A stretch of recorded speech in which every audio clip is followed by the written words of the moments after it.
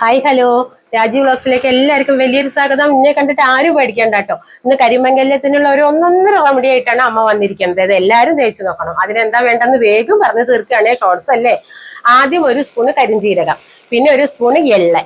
അത് നമ്മൾ നന്നായി കഴുകിയതിന്റെ ശേഷം 8 മണിക്കൂർ സോക്ക് ചെയ്യാൻ വെക്കണം കേട്ടോ.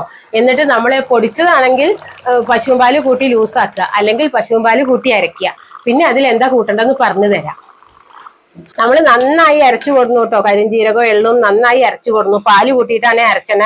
അതിലേക്ക് നമ്മൾക്ക് കുറച്ച് നല്ല തേന് കുറച്ച് കൂട്ടുക. കണ്ടല്ലോ, കുറച്ച് തേൻ കൂട്ടുക. എന്നിട്ട് നമ്മളിത് യോജിപ്പിച്ച് മുഖത്ത് തേക്കുകയാണ്.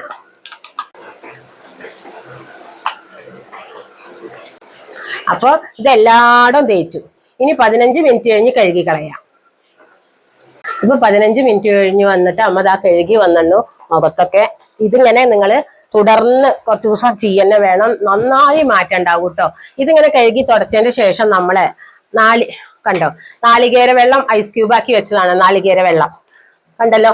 ഇതുകൊണ്ട് മുഖം ഒന്നിങ്ങനെ ചെറുതായിട്ടൊരു തണുപ്പ് നമ്മളിങ്ങനെ കൊടുക്കുക മുഖത്തിന്. നല്ല നമ്മളെ മുഖം നല്ല തിളക്കവും നിറമൊക്കെ വെക്കും കേട്ടോ. കരിമുഖമൊക്കെ പോയിട്ട് നല്ല വെളുത്ത മുഖമാവാൻ വേണ്ടിയിട്ടാണ്. അപ്പൊ ഇതെല്ലാരും ചെയ്ത് നോക്കണം. ഈ സാധനം സ്റ്റോർ ചെയ്ത് വെക്കാട്ടോ. നിങ്ങൾക്ക് ഫ്രിഡ്ജില് കേടുവരാതിരിക്കാൻ പൊടിച്ചോളുണ്ട്. അപ്പൊ പിന്നെ പാല് കൂട്ടി രാവിലെ യൂസ് ആക്കിയാൽ മതിയല്ലോ. അരച്ചാലും ഒരാഴ്ച ഇരിക്കുന്നുണ്ട് കേട്ടോ. അപ്പൊ എന്നാ പുതിയൊരു വീഡിയോ ആയിട്ട് വരുമ്പോഴേക്കും ബൈ.